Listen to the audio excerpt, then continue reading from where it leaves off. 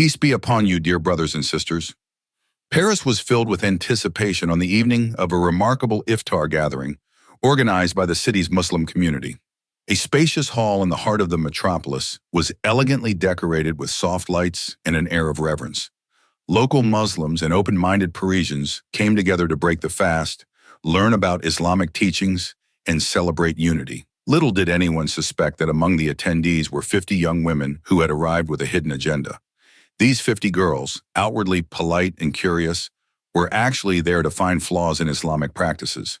They planned to gather damaging evidence against Islam and then twist their findings into material that could be used to discredit Muslims. Despite their hidden motives, they blended seamlessly into the crowd. Meanwhile, a respected Islamic scholar, Haris bin Zayed, took his seat at the front, prepared to share insights about Ramadan and discuss the deeper principles of the faith. As the sun dipped below the Paris skyline, the hall buzzed with conversation. Traditional dishes were being laid out, and a soft recitation of Quranic verses played in the background, imbuing the atmosphere with a sense of tranquility. The pious and the skeptical mingled side by side, each with their own expectations of what this evening might bring. Yet few realized that this gathering held the power to transform hearts. While the event appeared on the surface to be a typical community iftar, it carried an undercurrent of profound significance. The stage was set for not just a meal, but a deeper exploration of faith, one that would ultimately challenge preconceived notions, including those of the very girls who came with suspicion in their hearts. What none of them knew was how powerfully the truth could shine when presented with sincerity and warmth. The Muslim community in Paris had meticulously planned a vibrant iftar gathering, determined to highlight the beauty and harmony of Islamic traditions. They invited a well-known Islamic scholar, Haris bin Zayed, to speak about the significance of fasting, the spiritual dimensions of Ramadan, and the role of women in Islam. Word quickly spread about this event, drawing not only Muslims from across the city, but also curious non-Muslims who appreciated the peaceful ethos that many local believers represented. As the sun began its descent, the hall filled with a diverse array of attendees. Muslim families arrived in festive attire, children excitedly comparing their day-long fast experiences. Accompanying them were open-minded neighbors, eager to witness the communal spirit of breaking fast. Others attended out of mere curiosity, intrigued by the promise of learning more about a faith often misunderstood. The atmosphere was equal parts joyous and contemplative. In one corner of the hall stood a small group that had come with preconceived doubts. Chief among them was Catherine Montana, a renowned feminist blogger who routinely criticized Islam on her platform. She suspected that Muslims used religious obligations to suppress women's voices and freedoms. Determined to uncover contradictions or hypocrisy, Catherine arrived with her notepad ready to jot down any detail that might confirm her beliefs. Meanwhile, the conversation on stage revolved around the purpose of fasting and how it nurtures empathy for the less fortunate. Haris emphasized that Islam encourages respect and protection of women's rights, prompting multiple questions from intrigued listeners. Some nodded in agreement, recalling examples of female scholars and leaders throughout Islamic history, while others exchanged skeptical glances. Despite the underlying tension, the entire gathering exuded warmth, with plates of dates and traditional dishes passed around. People helped one another find seats, offered water to strangers, and smiled at newly arrived guests. Even Catherine, accustomed to a more confrontational environment, felt a subtle shift in her perspective. She noticed that the men, women, and children here genuinely cared for one another's well-being, contrary to the oppressive atmosphere she had imagined. By the time the call to prayer echoed through the hall, the stage was set for a pivotal dialogue on faith, womanhood, and identity, questions that would soon demand honest, heartfelt answers. For everyone present, this evening promised not just a shared meal, but a profound chance to challenge assumptions and explore truths hidden beneath cultural stereotypes, forging connections. Word soon spread that the iftar event welcomed non-Muslim attendees, granting them an open forum to pose questions or voice concerns. Students from various universities arrived in small groups, eager to observe firsthand how Muslims broke their fast and discussed religious matters. Their chatter filled the air with both curiosity and skepticism. Some whispered about the rumored strictness of Islamic laws, while others, like Catherine Montana, came with a specific plan in mind. Catherine's primary goal was to unmask perceived hypocrisy within the Islamic faith. She believed that conservative teaching stifled women's autonomy, and she intended to gather evidence supporting her claims. Armed with a thick notepad, she sat near the front, prepared to document every statement made by Harris and Zaid or any other spokesperson. Her gaze flicked across the room, waiting for signs of contradiction or intolerance. Those who accompanied her included a few equally skeptical friends, sharing her goal to prove Islam incompatible with modern values. Despite their guarded intentions, the overall atmosphere was welcoming. Volunteers offered water and seats to the newcomers, ushering them closer to the stage so they could hear more clearly. Displays on the side of the hall showcased verses from the Quran addressing themes like compassion, unity, and justice. Catherine skimmed over these words, scribbling short notes in the margins of her notepad. When the program officially began, an organizer warmly invited any guests with questions to speak freely. Excitement rippled through the crowd. Though Catherine feigned composure, her heart pounded with anticipation. She was determined to challenge the speaker and expose what she viewed as systemic inequality. Little did she realize that this evening would become a watershed moment for everyone, revealing truths deeper than any debate could capture. Catherine's moment arrived as soon as the floor opened for questions. She stood, the soft hum of the hall fading into silence around her. Her confident demeanor hinted at her lengthy history of public debates. She was used to challenging ideologies that, in her view, confined women. With pen and notepad in hand, she began her inquiry.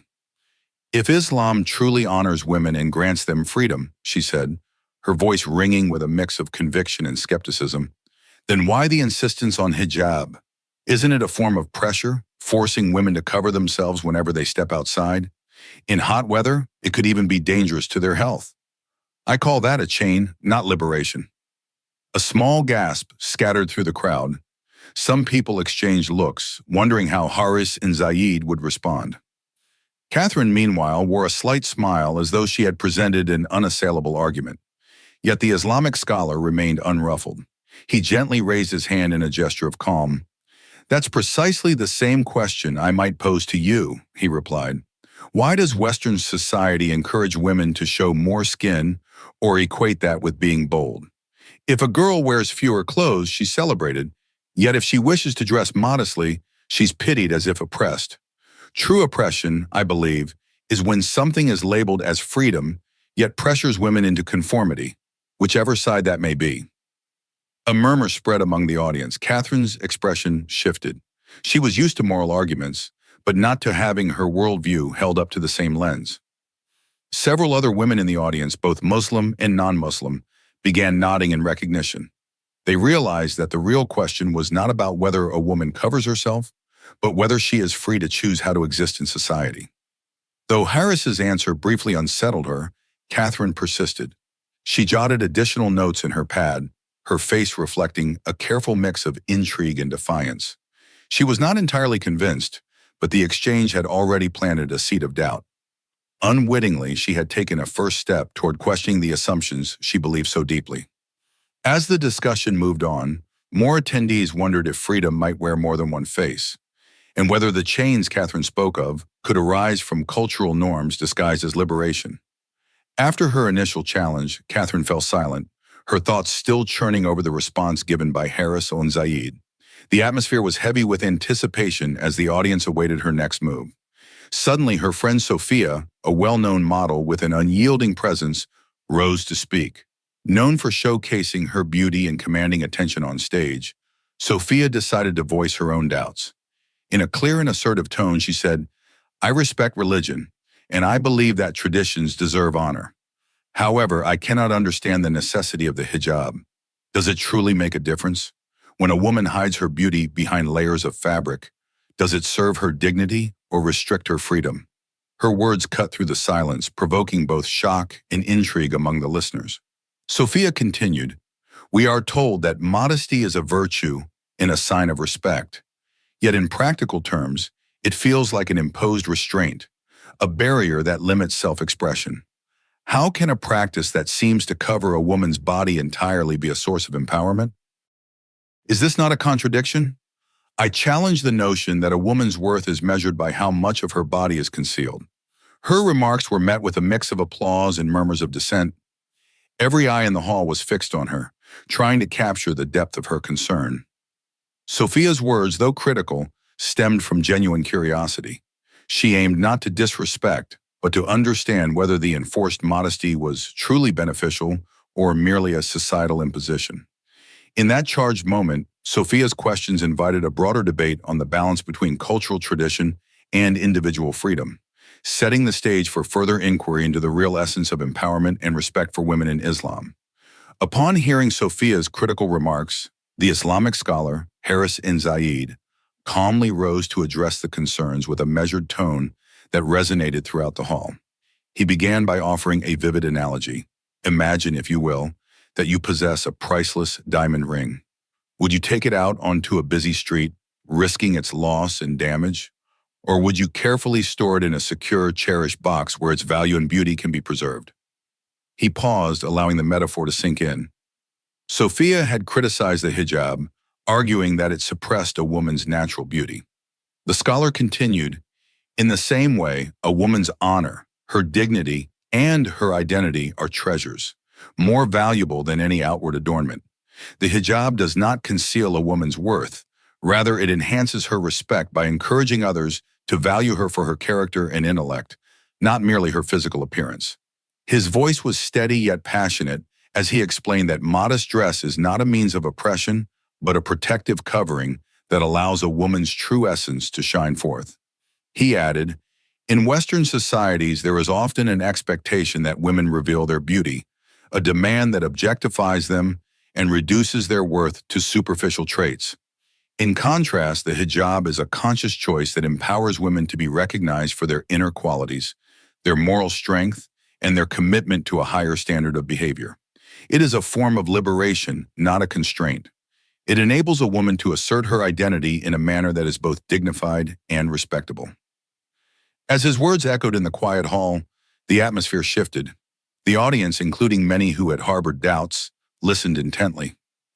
Even Sophia, whose face had been marked by defiance, now showed a hint of reflective silence. The scholar's analogy of the diamond ring brought clarity. Just as one would protect a valuable treasure, so too should a woman safeguard her honor. In that moment, the discussion transcended mere debate.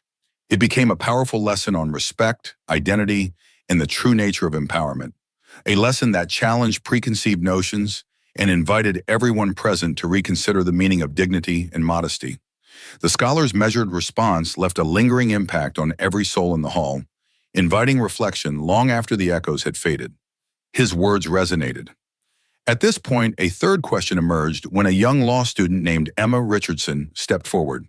Having been raised with the belief that Islam treats women as second-class citizens, confined only to household duties, Emma felt compelled to question this notion openly.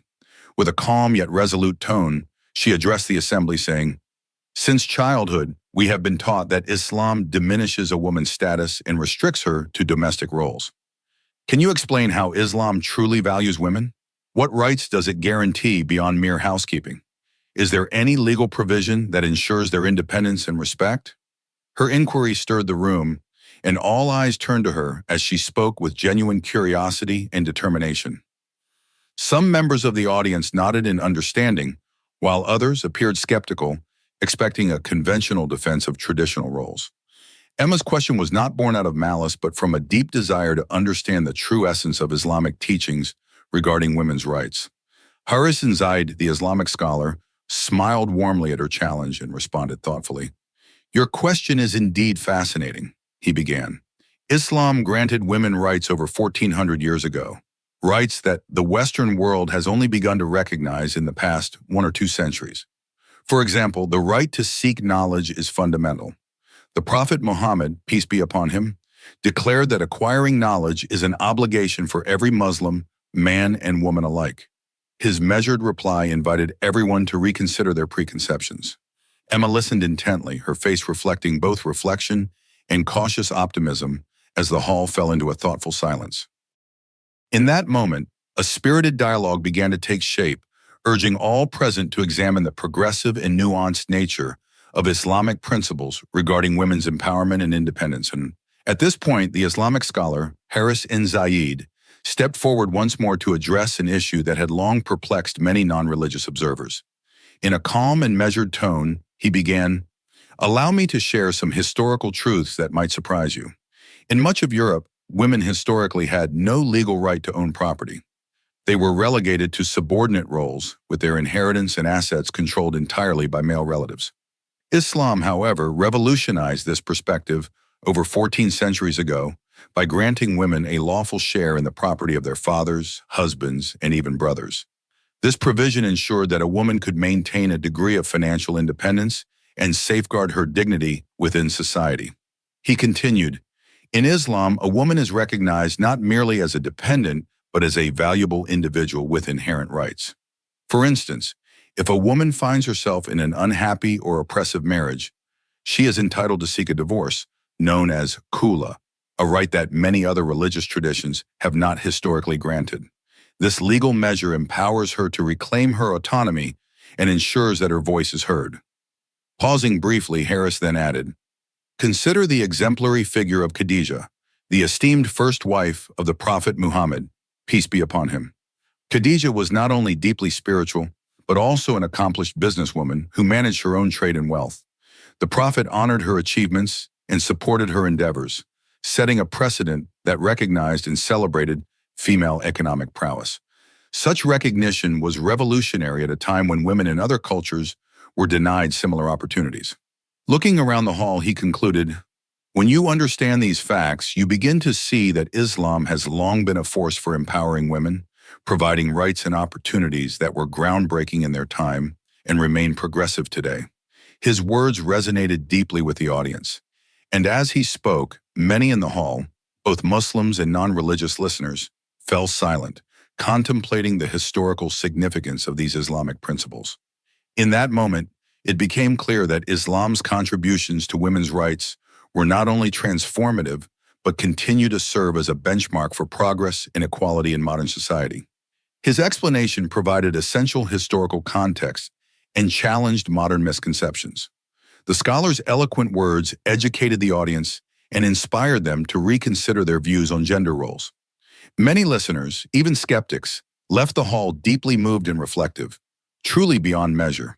In the aftermath of the enlightening discussions, the gathered non-Muslim attendees began to reflect deeply on the historical evidence and research that underpins Islamic teachings on women's rights. For centuries, Islam has granted women revolutionary rights, rights that many modern societies have only begun to acknowledge in recent decades. The research presented during the iftar challenged long-held misconceptions that Islam inherently oppresses women. Detailed studies and historical records revealed that Islamic law afforded women significant autonomy, inheritance rights, the freedom to own property, and the right to seek divorce when necessary. These provisions, established over 14 centuries ago, were far ahead of their time in a world where women were routinely denied basic human rights. Emma, who had attended the event with a skeptical view, was particularly moved by this research. She had always believed that Islam confined women to domestic roles, limiting their opportunities. However, the evidence demonstrated that Islam not only recognized but actively promoted the dignity and agency of women. Accounts of early Muslim women, such as Khadijah and Aisha, illustrated how they played prominent roles in society as businesswomen, scholars, and leaders.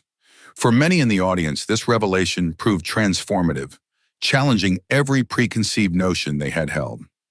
At the close of the iftar, a powerful moment unfolded as Catherine, Sophia, Emma, and the other 50 girls collectively acknowledged that the research had changed their perspectives. Their public declaration of acceptance resonated throughout the hall, signifying a profound shift in understanding. This research-based approach demonstrated that when Islam is presented accurately and honestly, it has the power to dispel myths and foster a genuine appreciation for its progressive stance on women's rights. At the climax of the evening, a profound silence enveloped the hall as the atmosphere grew charged with anticipation. Standing on the stage with calm determination, Catherine took the microphone. With a voice filled with sincerity and newfound conviction, she declared, "We have always misunderstood Islam. Today we have seen its true face. With our own free will and complete consent, we embrace Islam." Her words, simple yet powerful, echoed throughout the room, leaving the audience stunned and reflective. At that moment, the room fell utterly silent. Then, in an eruption of emotion, voices rose together as attendees began to chant, Allahu Akbar. The declaration resounded like a chorus of liberation, stirring the hearts of everyone present. Tears streamed down many faces as the overwhelming sense of spiritual awakening took hold. The transformation in that hall was palpable. What began as an event driven by skepticism had evolved into a profound celebration of faith and unity. The news of this unexpected turn of events spread like wildfire.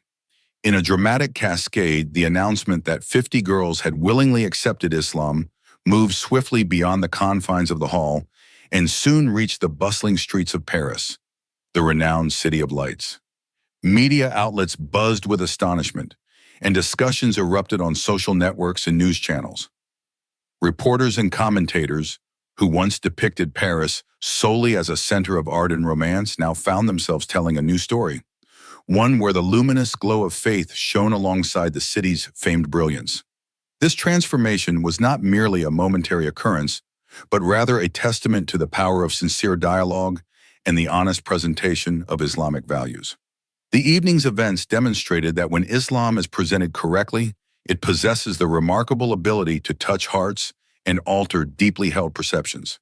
The experience served as a resounding reminder that faith, embraced out of genuine conviction, can break down barriers and heal long-held misconceptions. In that historic iftar, Paris witnessed not only a simple change of mind, but the birth of a deeper connection with Islam, paving the way for a future where faith and reason coexist harmoniously. At that moment, the hall burst into overwhelming emotion as all 50 girls, with tearful eyes, proclaimed in unison, "We accept Islam," marking a historic transformation.